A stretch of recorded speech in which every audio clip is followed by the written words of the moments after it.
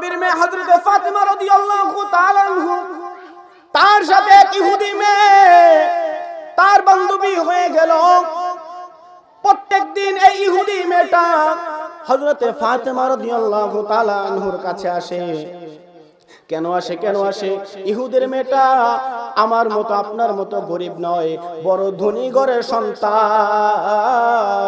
এই ইহুদের মেয়েটা প্রত্যেক দিন হযরত ফাতেমা রাদিয়াল্লাহু তাআলা আনহার কাছে দেখতে আসে। হঠাৎ করিয়া একদিন এই ইহুদি মেয়েটা আসা বন্ধ হয়ে গেল। ইহুদির মেয়েটা কেন আসে না? ফাতেমাকে বড় দেখতে মনে চায়। এবার ইহুদিটা বলতেছে, ও মা, তুমি বড় হয়ে গিয়েছো, তোমার এবার বয়স হয়েছে বিয়া দেওয়ার জন্য। এরকম হয় না? সবাই কোন হয় না? 12 বছর 13 বছর হলে আমরা মায়ে বিয়া দিই না? এটাও কই যে মেম্বার সাহেব আছে, পুলিশ এনে ধরে দিব। এটা একটা বাল্য বিবাহ। হ্যাঁ, সে বলতেছে, ইহুদি বলতেছে, মা গো মা, তোমার বয়স হয়ে গিয়েছে, তোমাকে বিবাহ দিব। এবার ইহুদি মেয়েটা ডাক দিয়া কয়, বাবা তুমি আমাকে বিবাহ দিবা, আমার কোনো সমস্যা নাই, কিন্তু আমার একটা আবদার, আমার একটা রিকোয়েস্ট বাবা। এবার বলতেছে, তোমার কি আবদার? কয়, বাবা আমি হতে পারি ধনী ঘরের সন্তান, ও বাবা আমার একটা বান্ধবী আছে গো, আমার বান্ধবীকে তোমার দাওয়াত করতে হবে। জোরে কোন সুবহানাল্লাহ। আমার বান্ধবীকে তোমার দাওয়াত করতে হবে। এই ইহুদিটা বলতেছে, মা গো মা, ও মা, তোমার বান্ধবীকে আমি দাওয়াত করব। হতে পারে আমি তো কোটিপতি, আমি তো লাখপতি, তুমি তো আমার মেয়ে, হতে পারে তোমার বান্ধবীও তো মনে হয় লাখপতির ঘরের সন্তান। ওরে দুনিয়ার মুসলমান, একটু খেয়াল করে নেন। এবার এই ইহুদির মেয়েটা বলতেছে, বাবা তুমি আমার বান্ধবীকে যাইয়া দাওয়াত করবা। তোমার বান্ধবীকে যে দাওয়াত করব, এর আগে তুমি বলো বান্ধবীর বাবার নাম কি? জোরে কোন মারহাবা।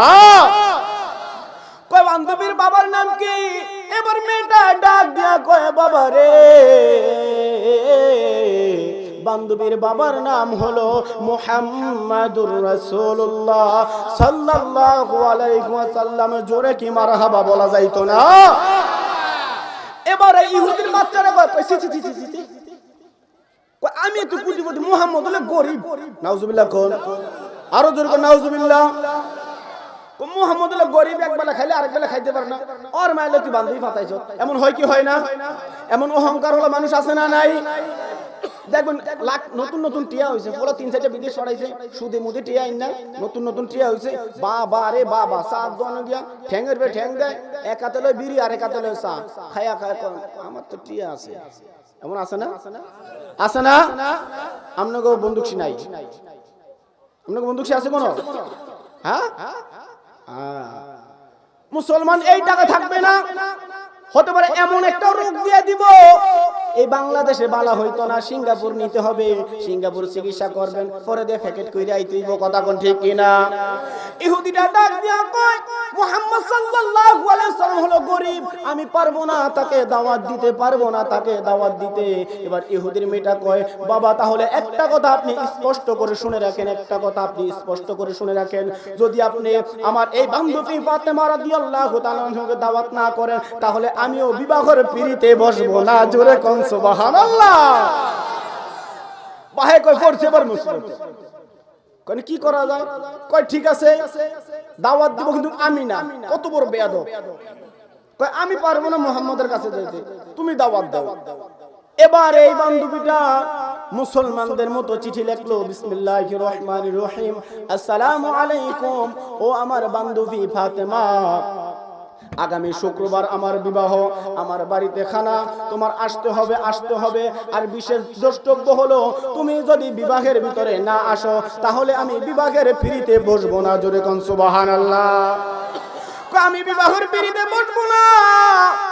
এবার ওই ইহুদি বান্ধবীর দাসীকে দিয়া তার কাছে চিঠিটা পাঠালেন। এবার পাঠানোর পরে দেখতে পাইলেন ফাতেমা রাদিয়াল্লাহু তাআলা আনহা চিঠি পায় কান্না শুরু করে দিলেন। একটু খেয়াল করে নেন, ও আমার বন্দুক ছিঁড়ে বাবারা গো ও বন্ধুরা, এবার ফাতেমা রাদিয়াল্লাহু তাআলা আনহু চিঠিটা পায়া কান্দে গো। কেন কান্দে জানোনি? ফাতেমা কয়, এটা তো এমপির মায়ের বিয়া, এটা তো মন্ত্রীর মায়ের বিয়া, এই বিয়াতে কত না বড় লোকের মানুষ আসবে গো, আমার মতো ফাতেমা কি পড়িয়া যাবে বিবাহের ভিতরে? ও আমার বন্ধুরা বন্ধুরা, আমি যেমনে স্বাভাবিক, একটু খেয়াল করেন, আমি যেমনে স্বাভাবিক পাঞ্জাবি পইরা হাঁটি, কিন্তু যখন একটা দাওয়াতে যাই অন্তত পক্ষে নতুন পাঞ্জাবি পরি, ঠিক কিনা? আর আসলে ঠিক কিনা? এবার ফাতেমা কান্দে। এবার ফাতেমা এই চিঠিটা লইয়া যখন আমার নবীর দরবারে গেছে গো, ও বন্দুকশীল বাবারা, আমার নবীর রিসালাতের দরবারে চলে গেল। যাওয়ার পরে এবার আমার নবীজির হুজরা মুবারকটা যখন এই ফাতেমা খুললো, আমার নবী মুস্কি একটা হাসি দিছে। মুস্কি একটা হাসি দিয়া কয়, ফাতেমা কওয়ার আগে খেয়াল করে নেন, ফাতেমা বলার আগে আমার নবী ডাক দিয়া কয়, ফাতেমা রে, ও ফাতেমা, তুমি আমার কাছে কেন এসেছো আমি জানি। আরো জোরে। ও যার নাম শুনিলে চমকে উঠে, নাম শুনিলে চমকে উঠে, দিল বেকার হয়ে যায়, গায়েবে খবর দেনে वाला এলো রে মক্কায়, হায় রে গায়েবে খবর এলো রে মক্কায়। ও যার নাম শুনিলে চমকে উঠে, নাম শুনিলে দিল বেকার হয়ে যায়, গায়েবে খবর দেনে वाला এলো রে মক্কায়, হায় রে গায়েবে খবর দেনে वाला এলো রে মক্কায়। জোরে কোন মারহাবা। আমার নবী ডাক দিয়া কয়, ফাতেমা গো, আমি জানি তুমি কেন এসেছো। ও ফাতেমা, তোমার হাতেটা কিসের চিঠি আমি তাও জানি, চিঠির ভিতরে কয়লেন লেখা আমি তাও জানি গো ফাতেমা। ফাতেমা চোখের পানি ছাইরা কয়, আব্বা গো, ও আমার আব্বু রে, আমার আমাকে বিবাহের দাওয়াত করেছে আমার নবী। কয়, আমি জানি গো। ও ফাতেমা, যখন তুমি দুনিয়াতে আসো নাই, ওই সময় আল্লাহর আরশে তোমার এই বিবাহে যাওয়ার ফয়সালা হয়ে গেছে। মারহাবা, আরো জোরে সুবহানাল্লাহ। এবার ফাতেমা ডাক দেখো, বাবা তাহলে আমি বিবাহের ভিতরে যাব, কি পরে যাব? এবার আমার নবী ডাক দিয়া কয়, ফাতেমা বিবাহটা কবে? কয় আগামী শুক্রবার। কয় তুমি টেনশন করিও না, তোমার ঘরে তুমি চলিয়া যাও, বৃহস্পতিবারে ঠিকই তোমার পোশাক চলে আসবে। জোরে কি সুবহানাল্লাহ কইতেন না? এবার ফাতেমা রাদিয়াল্লাহু তাআলা আনহু যখন ঘরের ভিতরে চলে গেল, বৃহস্পতিবারে রাত্রে বেলা এশার নামাজ পড়িয়া হযরতে ফাতেমা রাদিয়াল্লাহু তাআলা আনহু ঘরের ভিতরে বসা, হঠাৎ করিয়া কে যেন ফাতেমা রাদিয়াল্লাহু তাআলা আনহুর ঘরে নক করলেন। ফাতেমা আসুনি? ফাতেমা কয়, লাব্বাইক, আমি আছি। আপনি কে গো? কয়, দরজাটা খোলো, জান্নাত থেকে তোমার বিবাহের যাওয়ার জন্য পোশাক এসেছে। জোরে কোন সুবহানাল্লাহ। এবার ফাতেমা পোশাকটা পায়া দুইটা চোখের পানি ছাইরা আমার নবীকে ডাক দিছে গো, ও বন্দুকশীল বাবারা, আমার নবীর কাছে চলে গেলেন ফাতেমা। এবার আমার নবী কয়, ফাতেমা কালকে তুমি এই পোশাকটা পরিয়া সর্বপ্রথম আমার কাছে আসবা। কয়, আব্বা জান ঠিক আছে। শুক্রবারে ফাতেমা এবার পোশাকটা পরলেন। পোশাকটা আনছে কইতিগা, কইতিগা, মারহাবা কোন, মনোযোগ আছে, মারহাবা কোন, কষ্ট হয়। এবার আমার নবী কয়, ফাতেমা তুমি পোশাকটা পরিয়া সর্বপ্রথম আমার কাছে আসবা। কয়, আব্বা জান ঠিক আছে। শুক্রবারে ফাতেমা পোশাক পরিয়া আমার নবীর কাছে আসছে। এবার আমার নবী ডাক দিয়ে কয়, ফাতেমা বিবাহের ভিতরে গরুর গোশত পাক করে, মুরগির গোশত পাক করে, বালা বালা খানা পাক করে, তুমি খানার জন্য যাইবা না, তুমি খানার আশা কইরা যাইবা না, তুমি এই জন্য যাইবারে ফাতেমা। ও ফাতেমা, তুমি হলা দুজাহানের নবী, হায়াতুন নবীর মেয়ে, তুমি যাইবা বিবাহের ভিতরে, তোমাকে দেখিয়া যেন অন্যান্য ইহুদির মেয়েরা কিছু শিখতে পায়। জোরে কোন সুবহানাল্লাহ। এবার ফাতেমা কয়, আব্বা ঠিক আছে। এবার আমার নবীর কদম ধরিয়া সালাম করিয়া বিবাহের ভিতরে চলে গেল। যেই মুহূর্তে ফাতেমা বিবাহের প্যান্ডেলে ঢুকছে গো, এবার কিছু মানুষ খাচ্ছে, কিছু মানুষ খাইতেছে, কিছু মানুষ খাওয়া শেষ করছে। ফাতেমা যখন ঢুকে গেল, ঢুকার পরে দেখতেছে হায় রে, ফাতেমার শরীরে এত সুন্দর পোশাক। ফাতেমা কোনো জায়গায় যায় নাই, সাথে সাথে ইহুদি বান্ধবীর কাছে চলে গেছে, যার বিবাহ। এবার যার বিবাহ সেই বান্ধবী কয়, আমার বান্ধবী এই পোশাকটা তুমি কোথায় থেকে আনছো? আমার বাবার এত কোটি কোটি টাকা, কিন্তু এত সুন্দর পোশাক পাইলাম না। অন্যান্য ইহুদির মেয়েরা দৌড়ে আসছে, ফাতেমা এই পোশাকটা তুমি কোথায় পাইছো, কোথায় পাইছো? আমাদের বাবার এত টাকা, এত সুন্দর পোশাক তো পাই না, আমাদেরকে একটু বলবানি। এবার ইহুদির মেয়েরা বলতেছে, তোমার কিছু বলা লাগবে না, তুমি আগে বলো এই পোশাকটার দাম কত? ফাতেমা ডাক দিয়া কয়, পোশাকের দাম কত এটা জিজ্ঞাসা করো, আগে বলো তোমরা এই জায়গায় কতজন ইহুদির মেয়েরা আছো? কয় এই জায়গায় আমরা শত শত ইহুদির মেয়েরা আছি। কয় তোমাদের বাবারা কে কি করে? কয় কেউ এমপি মন্ত্রী, কেউ ব্যবসায়ী, কেউ শিল্পপতি, আমাদের বাবার কোটি কোটি টাকা। ফাতেমা ডাক দিয়া কয়, তোমরা শত শত কেন, লক্ষ লক্ষ যদি ইহুদির মেয়েদের যদি কোটি কোটি টাকা হয়, আমি ফাতেমার এই পোশাকের একটা সুতা কিনতে পারবা না? জোরে কোন সুবহানাল্লাহ। এবার একটু খেয়াল করে নেন, খেয়াল করে নেন। এবার বলতেছে, গরিব মুহাম্মদ তুমি এত সুন্দর পোশাক পরলা কই, পাইলা কই? তুমি আগে কোন জায়গা থেকে কিনছো, মার্কেটের নাম ডাকো। এবার কয় মার্কেটের নাম কইলে কি করবা? কয় মার্কেট থেকে আনবো। ফাতেমা ডাক দিয়া কয়, মার্কেটের নাম হলো জান্নাতুল ফেরদাউস। কি কয়? ইহুদিরা কোনো জান্নাতুল ফেরদাউস চিনেনি। এবারে এক বান্ধবী একটা দিকে, কি রে চিনছ? চিনি না তো। কয় তুই চিনছ? কয় না। এমন হয় না? কয় কি রে তুই এত মার্কেটে গেছ, চিনছ? কয় চিনি না। কয় সমস্যা নাই, মার্কেটের নাম না চিনো না কি হইছে? মার্কেটের আগে ক মালিকের নাম কি? সুবহানাল্লাহ। কও মার্কেটে মালিকের নাম কি? কয় মার্কেটে মালিকের নাম হলো আল্লাহ। জোরে কোন সুবহানাল্লাহ। কয় আল্লাহ নামে এমন কোন মালিক চিনি না। ইহুদিরা বলতেছে আল্লাহ নামে এমন তো কোন মালিক চিনি না, আর যেই মার্কেটের নাম কইছো জান্নাতুল ফেরদাউস চিনি না। এবার অন্য ইহুদি বান্ধবীরা কয়, আরে দূর কয় এমনও তো মালিক আছে, বাংলাদেশে এমন কলকারখানা আছে না যে মালিকরা বিদেশে থাকে? আছে না? কম হইতে পারে, মালিক না চিনি না কি হইছে? ম্যানেজারের নামটা জিগা। আরো জোরে কোন?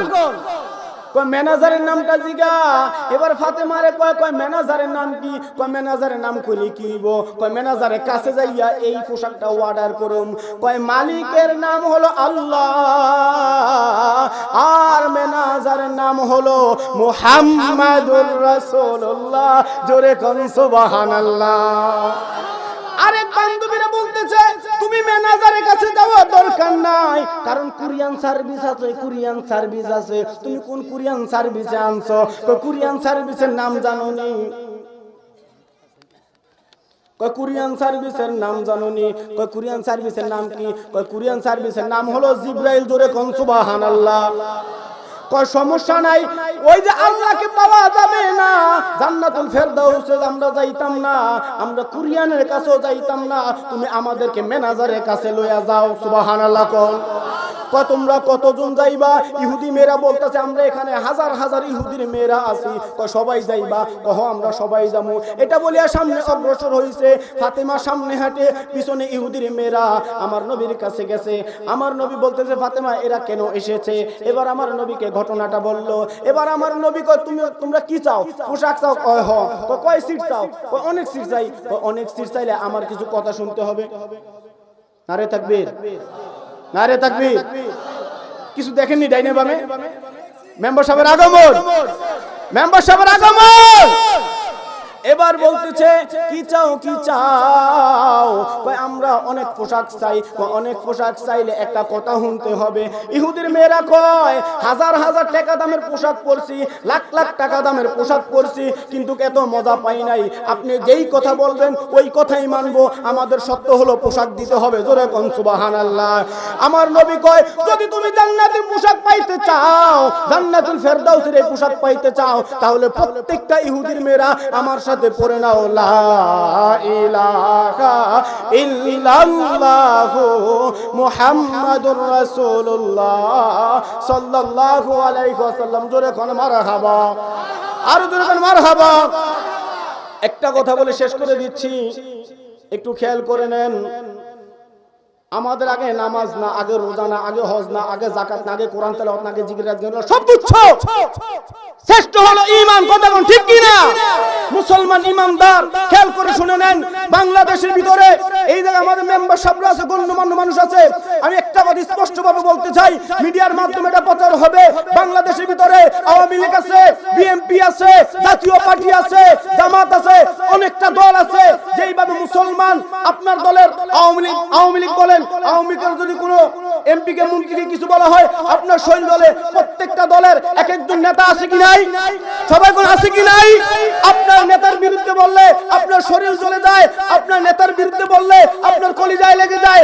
মুসলমান ইমানদার শুধু বাংলাদেশ নয়, तमाम দুনিয়ার ভিতরে প্রত্যেকটা মুসলমানেরও একটা নেতা আছে। ঠিক তো আপনার নেতাকে বললে যেমন কলিজা জ্বলে যায়, মুসলমানদের একজন নেতা আছে, ওই নেতার নাম আওয়ামী লীগ না, ওই নেতা বিএনপি করে না, ওই নেতা জামাত করে না, ওই নেতার নাম হলো মুহাম্মদুর রাসূলুল্লাহ।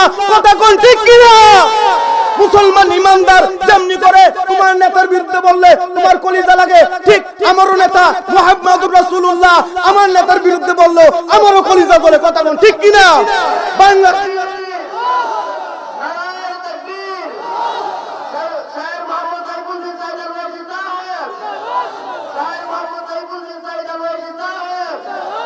মুসলমান ইমানদার খেয়াল করে নেন, কিসের ওয়াজ, কিসের নসিহত, আগে আমার নবী। কথা কোন ঠিক কি না? বাংলাদেশের ভিতরে লক্ষ লক্ষ মাহফিল হচ্ছে, লক্ষ লক্ষ ওয়াজিন আছে, লক্ষ লক্ষ বক্তা আছে, লক্ষ লক্ষ পীর আছে। কি হবে আমার বক্তা দিয়া? কি হবে আমার পীর দিয়া? কি হবে আমার মুরিদ দিয়া? আমার নবীকে গালি দেয়, আপনার কিছু আসে যায় না। মুজাফফর বিন মুহসিন আমার নবীকে কিভাবে মূর্খ বলে, আমার নবীকে কিভাবে আন্ডিগ্রিওয়ালা বলে। মুসলমান তোমাদের ঐক্য কোথায়? কথা কোন ঠিক কি না? নারে তাকবীর, নারে তাকবীর, নারে রিসালাত, নারে রিসালাত। হযরত মাওলানা সাইফুল ইসলাম হেলালি হুজুরের আগমন।